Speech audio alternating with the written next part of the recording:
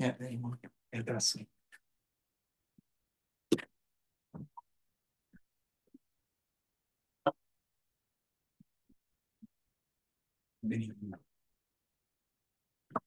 With that. Yeah, okay na po ba? Amen, Brad. Amen po.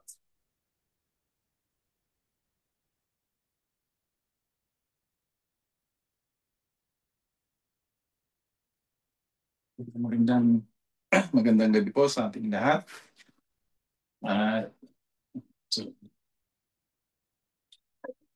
Salamat sa ating Panginoon na muli ay ako ay mabigyan ng pagkakataon para magbahagi din ng kanyang mga salita. Salamat sa Panginoon sa kanyang pagtatagumpay sa aming mga buhay at patuloy na yung pagtulong ng Diyos ay patuloy naming nararamdaman at napapatunayan sa aming mga buhay. Kaya salamat sa ating Panginoon sa gabing ito. At ang ating pag-aaralan po mga kapatid ay dito sa aklat ng Ephesians chapter 5 verses 25 to 27. Sabi niya po dito, babasahin ko po.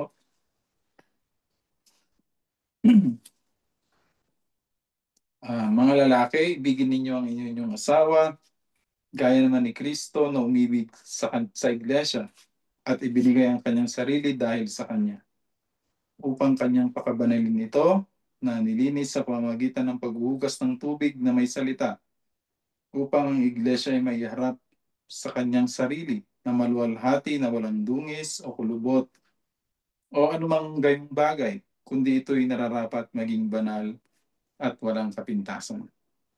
Bago po tayo magpatuloy, pwede pong hingin natin ng panalangin kay Brother Arthur.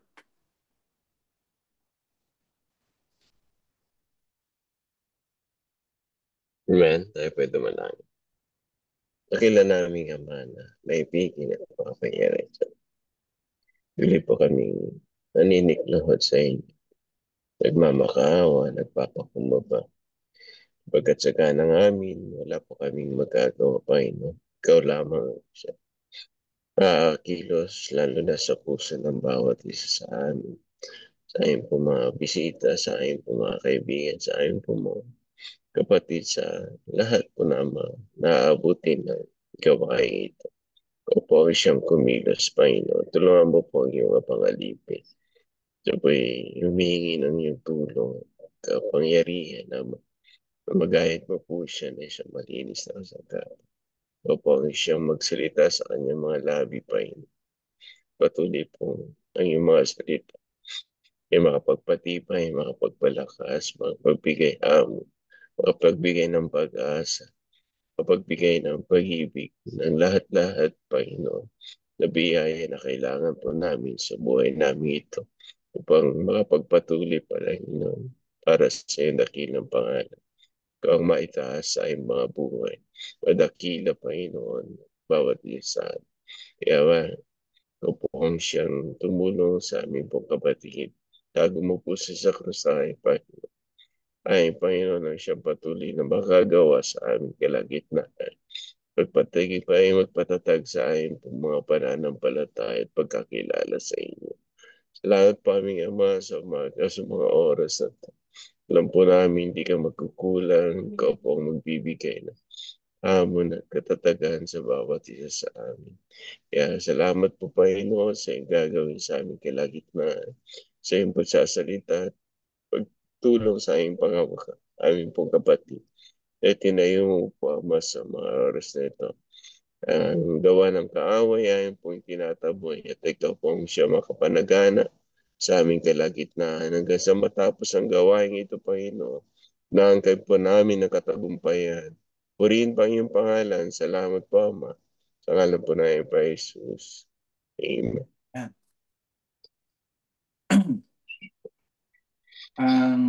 Ang pamagat po ng ating pag-aaralan ngayon sa gabi nito, yung aking ibabahagi ay yung our relationship with Christ or ang ating ugnayan o relasyon sa ating Panginoong Jesucristo. Dito sa mundo, maraming relasyon, di po ba? Uh, Maaaring sa magkakaibigan, sa magkapatid, sa mag-asawa, ganyan.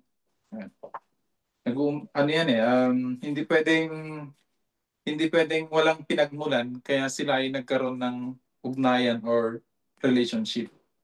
Kundi lahat ng bagay na yan ay merong pinagmulan, ano mga kapatid.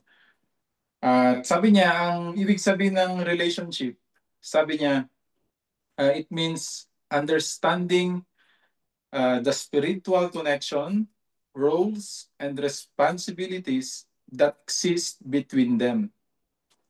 So sa isang relationship pala, kailangan maunawaan natin yung ating, sa Panginoon ito, yung binabanggit ko, yung ating spiritual na connection sa ating Panginoon, yung ating role, at saka yung responsibilidad na meron, no, na nag-exist sa kanilang dalawa. At sabi ko nga kanina, um, ang relasyon mag hindi ito matatawag na relasyon kung hindi nagkaroon ng unang hakbang, di po ba? Kunyari sa magkaibigan, hindi naman pwedeng tawagin mong magkaibigan kung hindi naman sila nagkaroon muna ng experience na nagkakilala bago sila naging magkaibigan. Di po ba? Ganun din po sa ating Panginoon. Alam nyo, yung pamagat natin na our relationship with Christ, hindi lahat ng tao ay meron ito. Na lahat ng tao ay merong relasyon sa ating Panginoon Kristo. Kundi meron mo ng umpisa kung bakit nagkaroon ka ng relasyon sa ating Panginoon. Ngayon, paano yun? Paano ang tao ay magkaroon ng relasyon sa ating Panginoon? Ngayon, una, kailangan muna niyang maligtas, di po ba? Kailangan muna niyang marinig ang salita ng ating Panginoon. At kapag narinig niya ang salita ng ating Panginoon, maunawaan niya na kailangan niyang magsisi, kailangan niyang tanggapin ang ating Panginoon, kailangan niyang talikuran yung kanyang mga kasalanan, at ginawa niya yon, doon pa lang nag-uumpisa na meron siyang relasyon sa ating Panginoon. Kasi hindi pwedeng hindi maaari na sabihin natin na meron akong relasyon sa ating Panginoon. Pero wala ka namang hakbang na ginagawa na una bago ka nagkaroon ng relasyon sa ating Panginoon. Parang sa manliligaw lang po 'yan, di po ba? At saka sa pagkasintahan, at mamaya sa ating pag-aaral makikita natin dito kung ano yung mga um, relasyon na kailangan nating inaalala na meron tayo sa ating Panginoon. Kasi ang relasyon, alam niyo po ba mga kapatid, sabi pa niya dito, ang ibig sabihin pa niya, being involved. Sabi niya connected and associated. Yan ang mga ibig sabihin pa po ng relationship. Ano? Ngayon, alam niyo mga kapatid, um, sabi ko nga kanina, our relationship with Christ begins or it starts when we accept Him. Pero alam niyo, pag tinanggap na natin ang ating Panginoon sa ating buhay, no, nagkaroon na tayo ng relasyon sa ating Panginoon. Ngayon, meron namang jablo, mga kapatid. Diba? Nandiyan naman ang kaaway na gusto naman niyang sirain yung relasyon natin sa ating Panginoon. Ngayon tayo bilang mga Kristiyano, wala naman sigurong Kristiyano na gustong makipagrelasyon sa ating Panginoon and then hahayaan na lang niya na masira yung kanyang relationship sa ating Panginoon. Di po ba mga kapatid? Pero eto ang nangyayari talaga sa mga Kristiyano.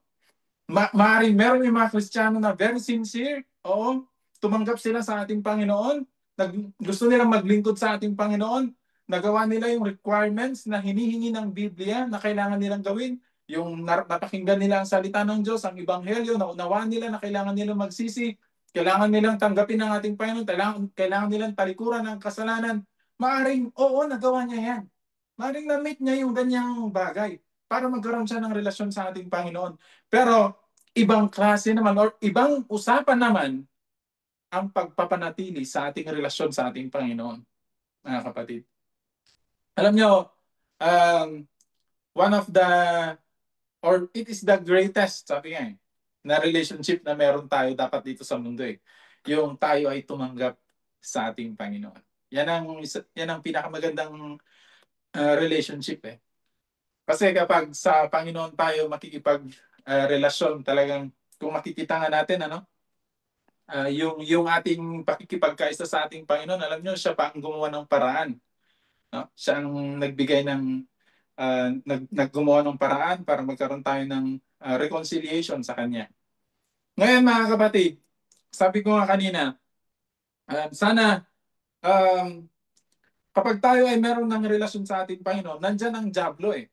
Gusto niyang sirain ngayon yung ating relasyon sa ating Panginoon Jesucristo. Ngayon, ano ngayon ang mga kailangan nating gawin? Ano ang mga pwede nating alalahanin? Paano natin mapagtitibay itong relasyon natin na ito? Alam niyo, ang Bible, maraming mga binibigay na halimbawa yan. Pero itong pag-aaral natin, mga ilang metaphors lang or ilang mga ilustrasyon lang na ibinigay ng ating Panginoon na maaari nating magamit or alalahanin natin na kapag tayo ay nasa proseso tayo na parang niyayanig tayo ng kaaway or gustong sirain yung ating relasyon sa ating Panginoon. Di ba? Ganyan po ang ang isang relasyon. Minsan kahit sa magkakaibigan, di ba? Pag merong magkaibigan, mag-best friend sila. Meron ding meron yung iba, parang merong pumapasok dyan na parang gusto nilang sirain yung kanilang relasyon, ganyan. Ngayon, alam nyo, ganyan din po sa Panginoon, no? Pag tayo mayroong relationship sa ating Panginoon, nandiyan naman ang Diablo, 24 hours, gumagawa ng paraan para yung ating relationship sa ating Panginoon ay masira. Ngayon, ano ang kailangan nating alalahanin para tumatag yung ating relationship sa ating Panginoon? Sabi niya dito sa teksto na binasa ko,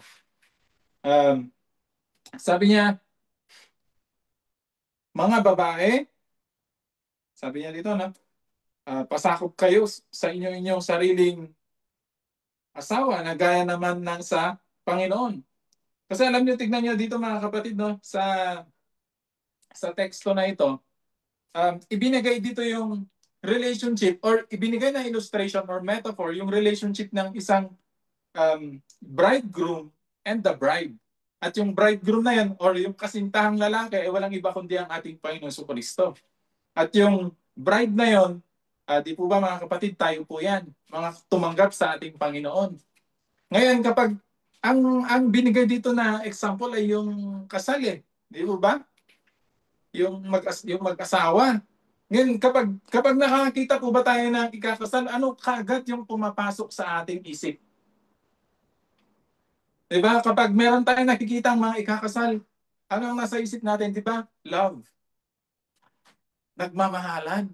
Oo, ganun talaga di po ba? Meron ba, nakakita na ba kayo ng ikakasal na parang magkakaroon kayo ng impresyon na hindi nagmamahalan ito? Hindi Kundi, talagang kapag every time na makakita tayo ng babae nakadamit ng puti, lalaki naka tuxedo or naka siya, Amerikana, ganyan, ikakasal sila, talaga naman ang nasa isip na natin, dahil sa pag-ibig, mga kapatid.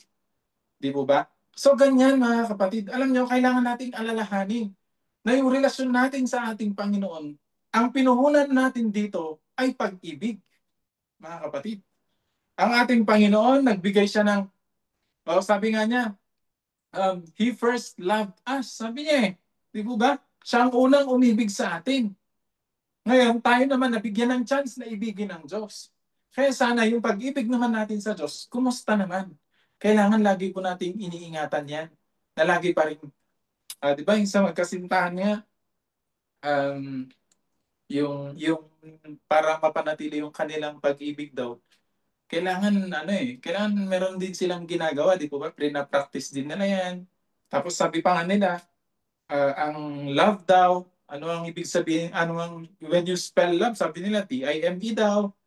Time, ibig sabihin, you spend time. Kaya kung mahal natin ng Diyos, kailangan nag-i-spend tayo ng time sa Kanya para yung relationship natin sa ating Panginoon ay huwag manlamig. Kasi kung yung relationship natin or kung yung ating ugnayan sa ating Panginoon, di ba napansin niyo bakit yung mga karamihan dati mga napapakinggan natin, yung lalaki nag-abroad or yung babae nag-abroad. Tapos yung asawa nila naiwan doon sa bansa nila. 'Di ba? Karamihan ng nangyayaring karamihan dati sa panahon kasi natin, nung panahon noon. Yung susulat pa po sila, di po ba? At pag susulat sila, ilang buwan pa bago makarating doon. Salamat sa Panginoon, meron ng internet ngayon. At anytime, pwede mo nang tawagan, hindi ka nagagastos. Load na lang, di po ba? Cellphone. Pwede mo na silang makontak anytime. Pwede. Pero dati susulat ka pa. Ilang buwan pa bago makarating doon. Ano nangyayari sa kanila? Yung kanilang time, yung kanilang attachment, yung kanilang ugnayan na nagkakaroon ng parang gap. Di po ba? Ano nangyayari karamihan sa kanila? O di ba, mababalitaan na lang natin, o si ganito nagloko, nawala na.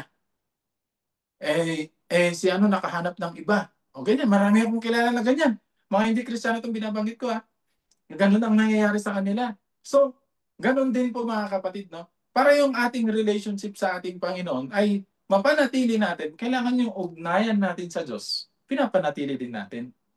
Paano natin pananatilihin yung ugnayan natin sa Diyos? Siyempre, lagi po natin babasahin yung kanyang love letter. Di ba? Walang iba kundi ang Biblia. Lagi tayong dadalangin sa ating Panginoon. Lagi tayong hihingi ng tulong sa Kanya. Lagi tayong luluhod para kausapin siya. Para lalong tumamis yung ating paglilingkod sa Kanya. Sabi nga, alam niyo kung yung awitin na ano na yung lalong tumatamis yung kanyang paglilingkod. Ano ba yan yung title nun? Yung pamagat ng kanta na yun? The sweeter, the, parang ano siya, yung the longer we serve Him, the sweeter, sabi niya Sweeter he gets. the sweeter He gets. Yan. Salamat sa ating Panginoon. O, tingnan niyo mga kapatid, no? Maalala ko yung kanta na yun, no?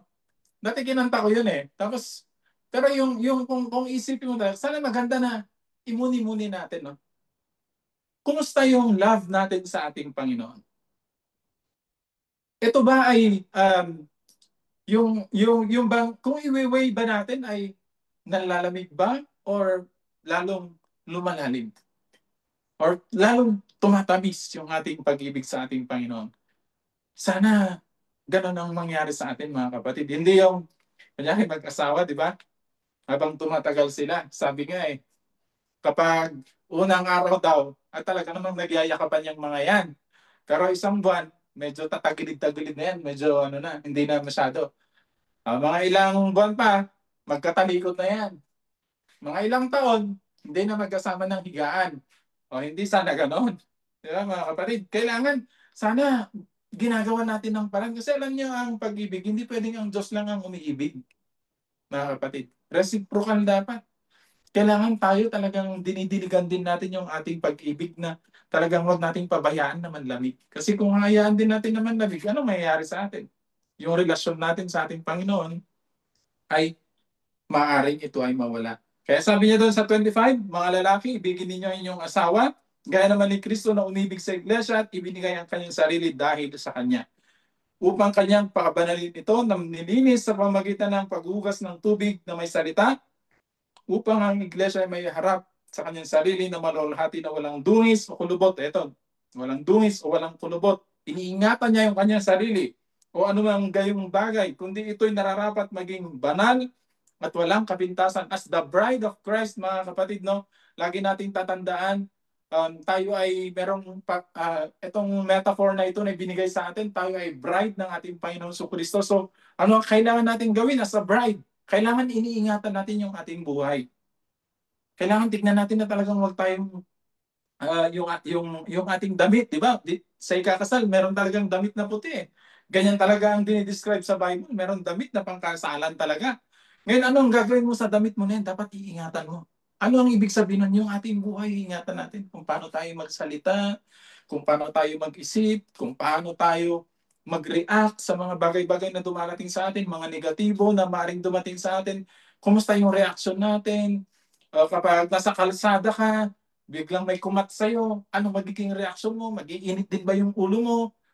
Kailangan nag-iingat tayo mga kapatid. Mga simpleng bagay lang yan na minsan kapag hindi natin naiingatan, yan ang magiging dahilan na maging madumi yung ating damit, mga kapatid. Pero sabi niya dito, kailangan nating ingatan.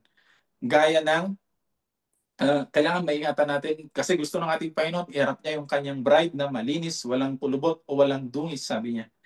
At sabi pa niya, isa pang metaphor na ibinigay ng ating Panginoon ay yung relationship ng shepherd at saka ng sheep. Mga kapatid, di ba? Yan ay isang relationship din na ipinakita ng ating Panginoon. Sabi niya doon sa John 10:11,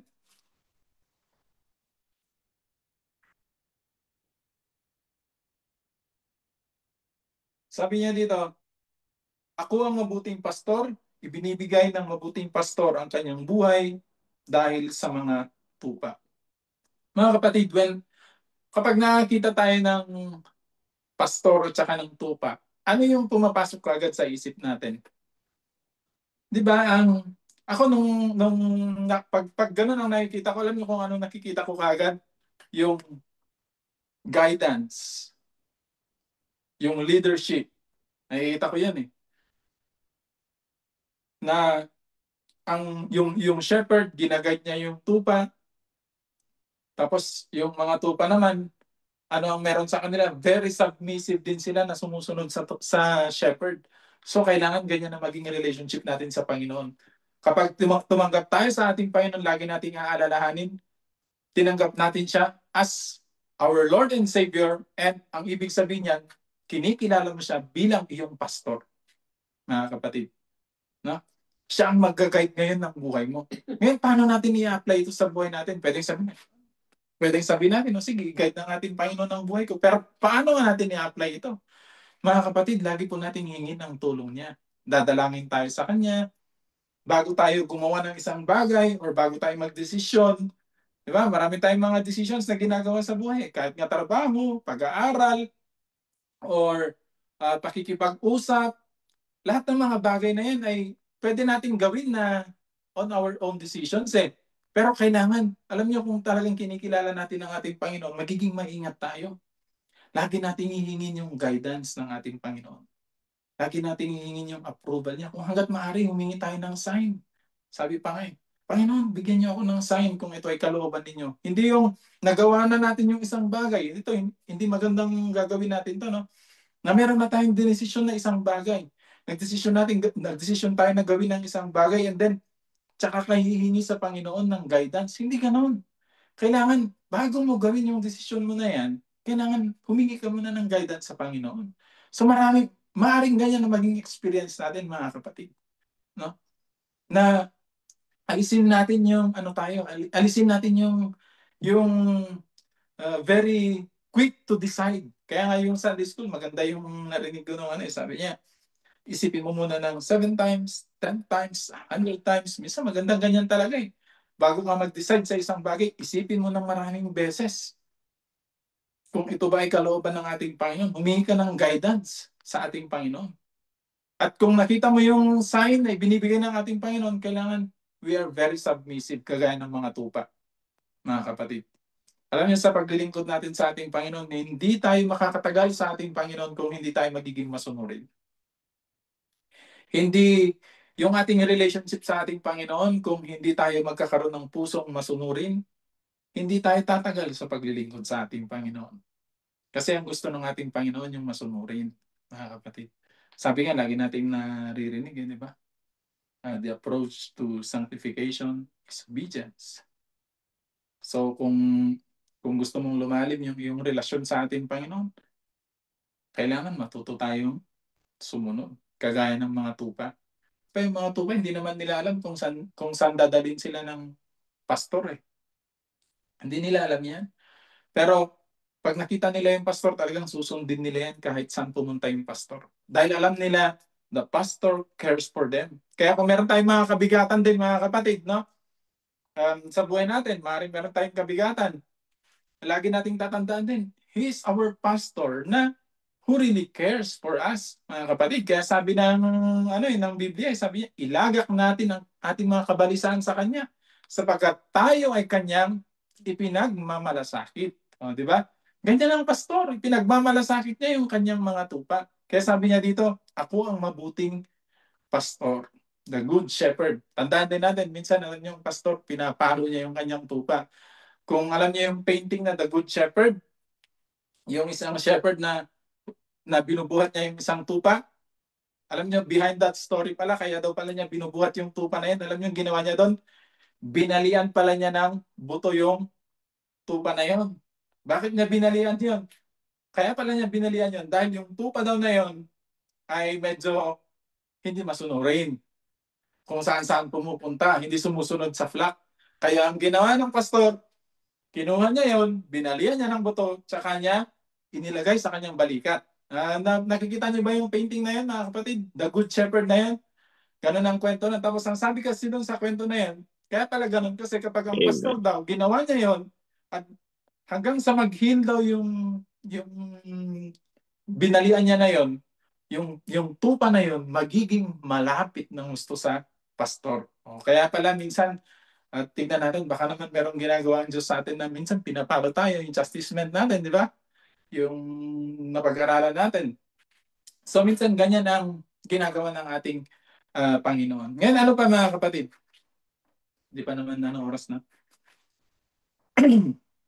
Sabi pa niya dito, ang isa pang metaphor na ibinigay ng ating Panginoon ay yung the vine and the branches. Pag-uusapan natin ng vine and the branches, anong pumapasok sa isip natin? Di ba yung vine, siya yung pinakapuno, and then the branches, ano lang yan eh, yan lang yung parang mga sanga-sanga lang, sanga-sanga lang siya, di ba? Ngayon, kapag pinutol mo yung sanga, hindi na siya konektado doon, and yung sanga na yon, it loses its life, mga kapatid. Ano ang pwede nating makita doon? Our total dependency sa Panginoon. Kailangan yung ating dependency sa ating Panginoon, talagang total yan. I can do nothing without Christ. Parang ganyan yan eh. Kaya sinabi ni Pablo, sabi niya, I can do all things through Christ. Baliktarin natin yan, mga kapatid. I can't do anything, sabi niya eh. Kung baliktarin mo, wala kang magagawa kung wala si Kristo. So ibig sabihin, our total dependency sa ating Panginoon, kailangan para lagi nating iisipin, ako ay sanga at ang ating Panginoon yung puno. Wala akong magagawa kung hindi ako nakakabit sa Kanya.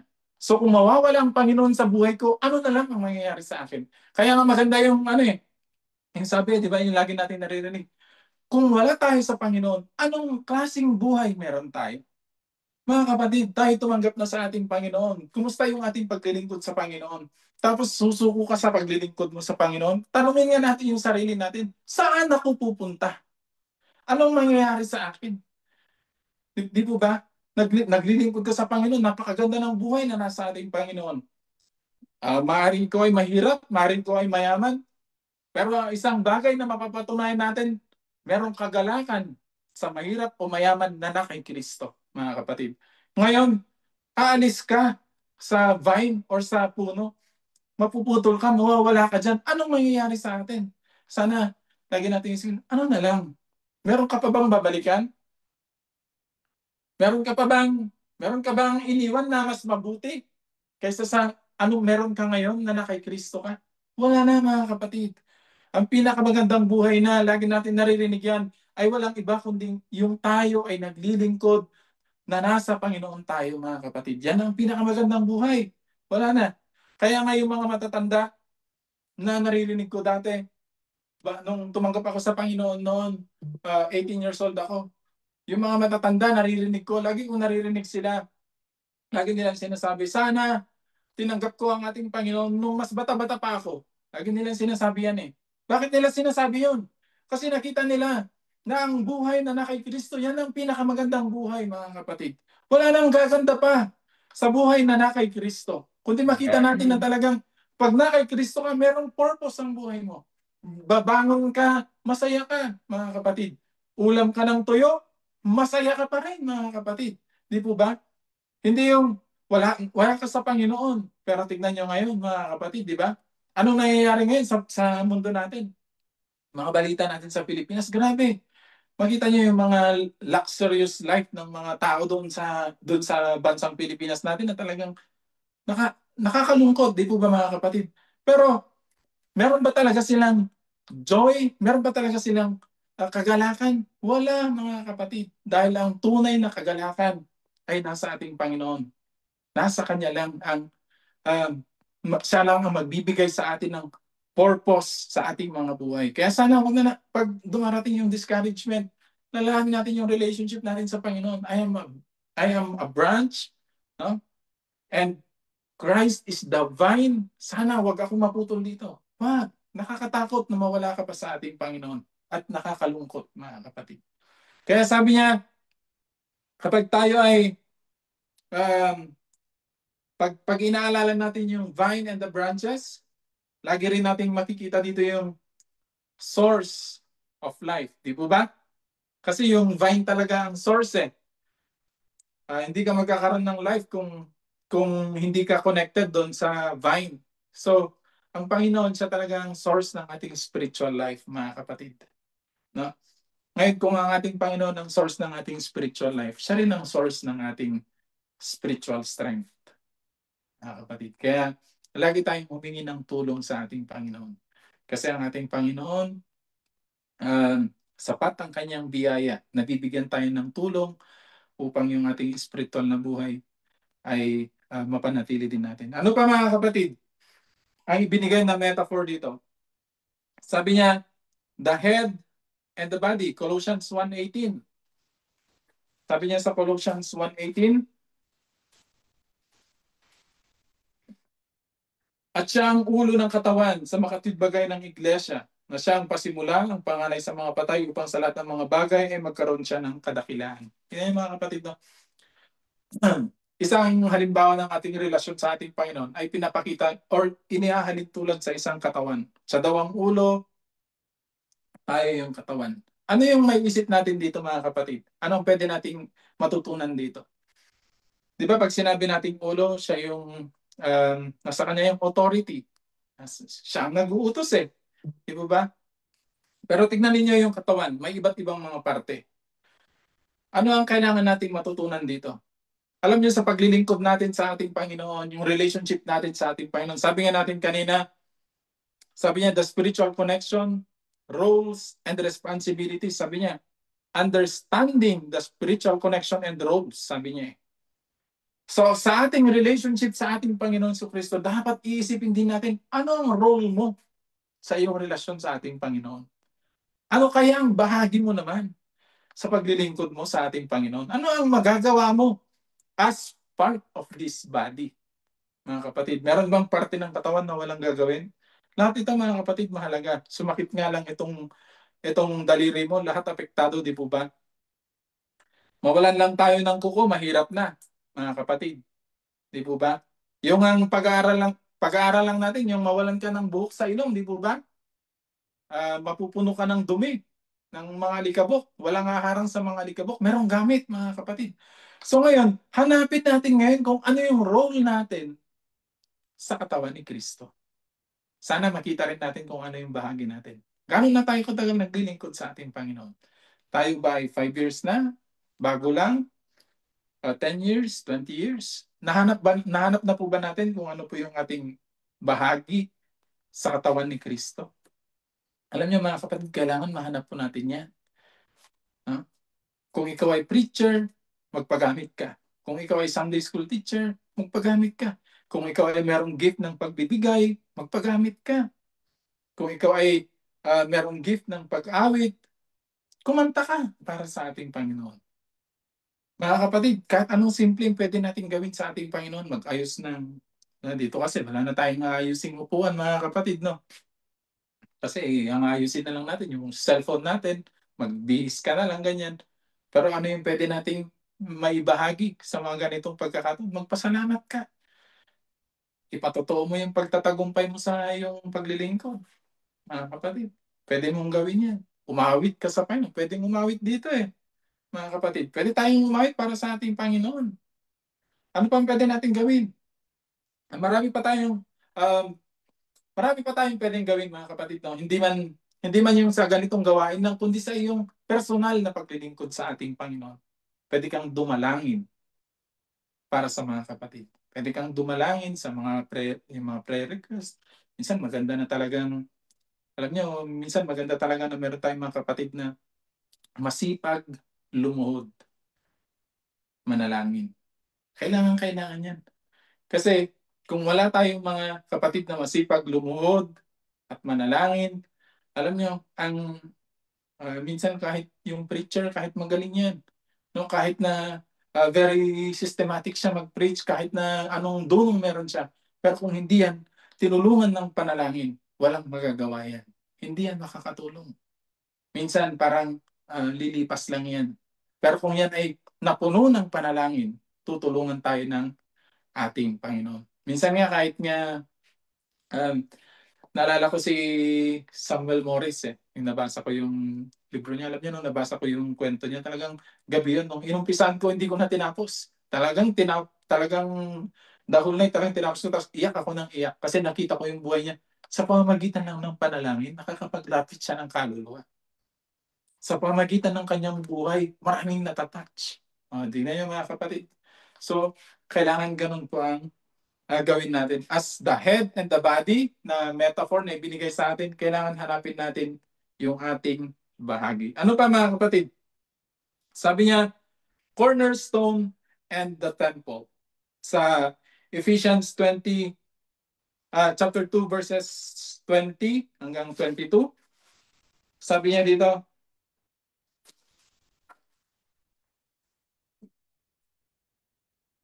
na mga itinatayo sa ibabaw ng kinasasaligan ng mga apostol at ng mga propeta na si Kristo Jesus din ang pangulong bato sa panulok. Nasa kanya ang buong gusali na nakalapat na mabuti na ay lumalago upang maging isang templong banal sa Panginoon. Tingnan yung mga kapatid, no? Yung relationship natin sa ating Panginoon, inihahalin tulad din sa batong panulok, cornerstone, at saka yung nakatayong templo. Mga kapatid, pag templo ang pinag-uusapan, pag simbahan ang pinag-uusapan, ano ang laging natin naiisip? Pupunta nga ako dun sa simbahan para maramdaman ko naman ang presensya ng Diyos. Di po ba ganyan ang naisip natin? Pupunta nga ako sa simbahan para naman medyo umaliwalas naman ang aking paligid.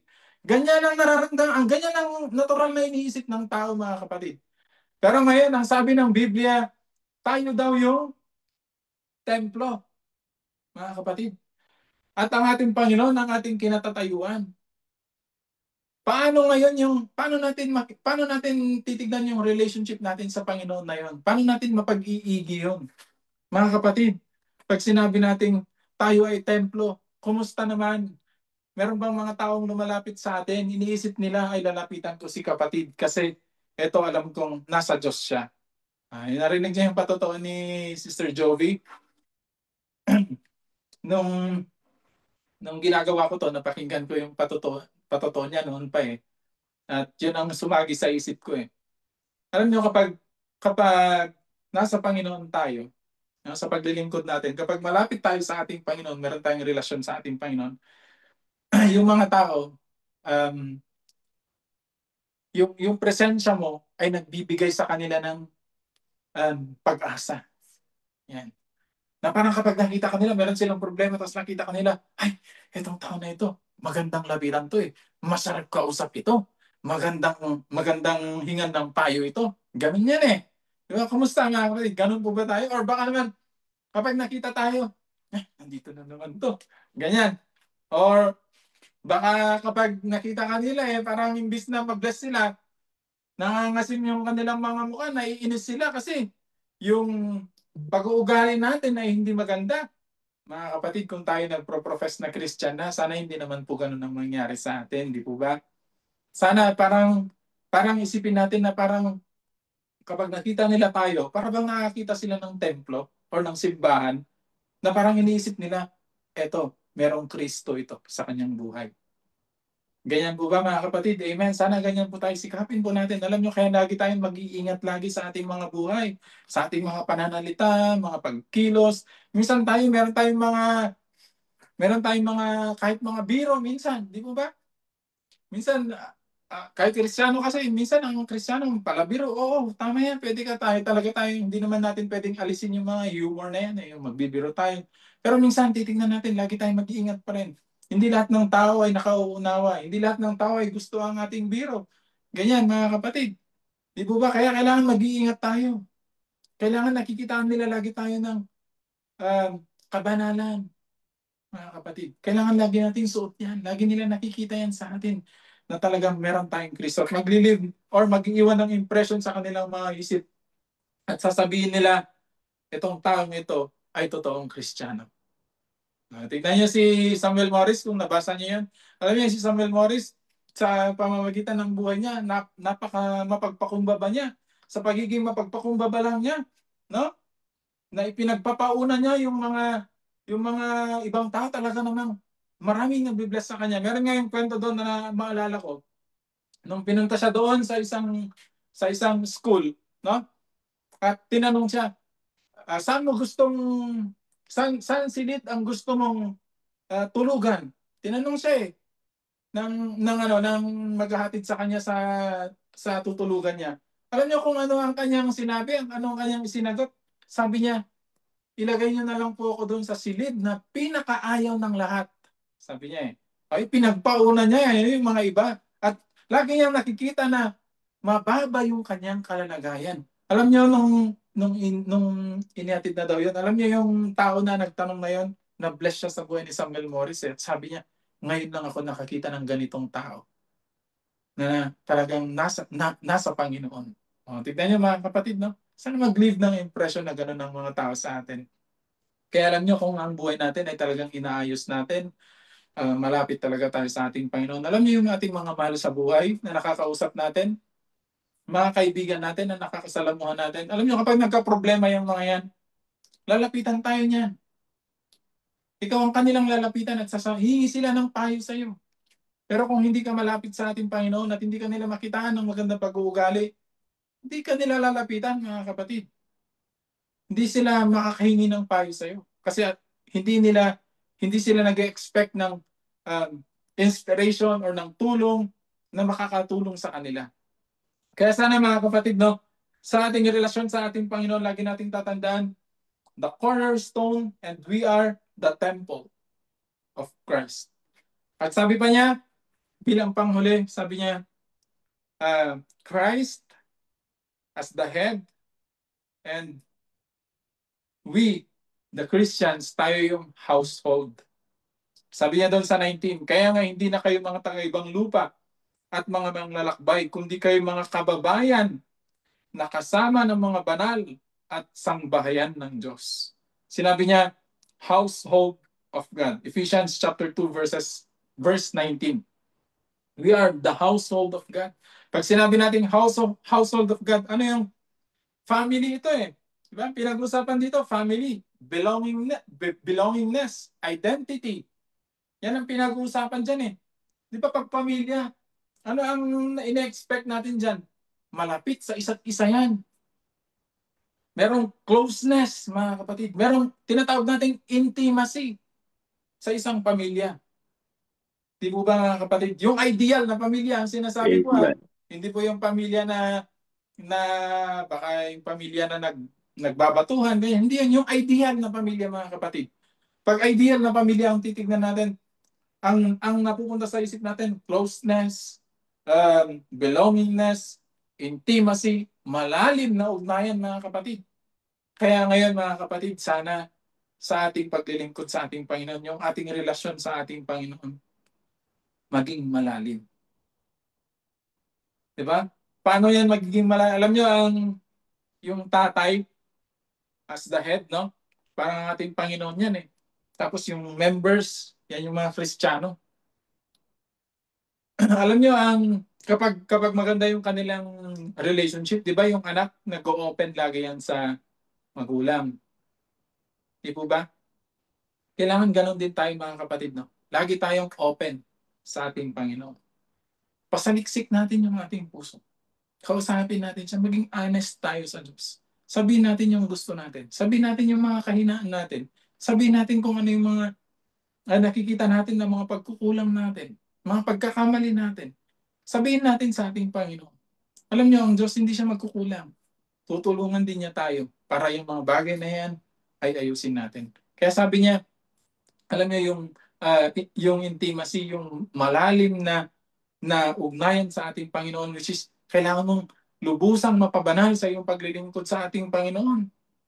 Kailangan maranasan natin yan, mga kapatid.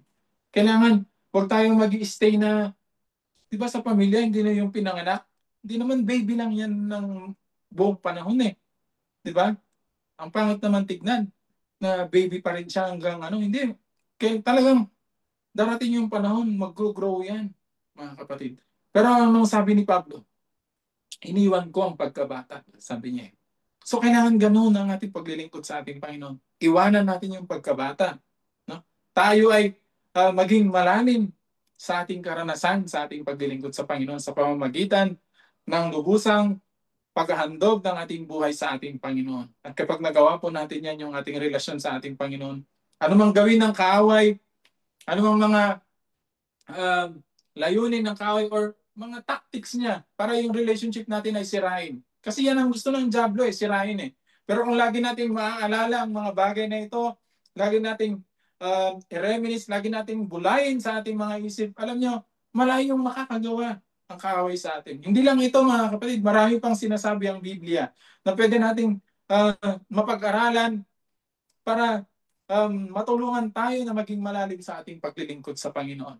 At sana mga kapatid, ingatan natin yung ating relasyon sa Panginoon. Ang relasyon sa lupa, pansamantala. Hindi po ba? Yung mag-asawa, darating din ang panahon. Hindi totoo yung kaya yung meron silang kanta na na till that do us part, sabi pa nila, di po ba? At talagang maghiwalay din sila. Kahit anong tanda pa niyan, darating din yung time talagang maghiwalay sila, yung mga relasyon na yan. Minsan, meron tayong mga nakikitang relasyon, akala natin ang tibay, tapos biglang nawawala. Minsan, mag-best friend, akala mo maganda yung kanilang relasyon, nawawala din. Kahit mga company, di po ba? Mga magkakasama yan, corporation yan, minsan nabubuwag din yan. Mga relasyon yan Pero alam niyo, yung pinakadakilang relasyon na kailangan nating um, maranasan dito sa lupang ito ay walang iba kundi yung relasyon natin sa ating Panginoon. At kung meron na tayong relasyon sa ating Panginoon na yan, alalahanin natin ang mga pinag-aralan natin na ito. Na ito ang magpatibay sana sa atin, tumulong sa atin upang maingatan natin yung ating relasyon sa ating Panginoon. Kasi yun naman ang gusto natin Ayaw natin, di po ba, na mawala yung relasyon natin sa Panginoon? At ganun din ang gusto ng ating Panginoon. God has given us all the means, mga kapatid. Lahat ng tulong na pwede niyang ibigay sa atin, ibinigay niya yan sa atin. Nasa atin na lang kung paano natin ito i-apply sa ating mga buhay. Salamat sa ating Panginoon. Yan po ang ating pinag-aralan. Ang ating po ay manalangin tayo. Pwede pong ang prayer kay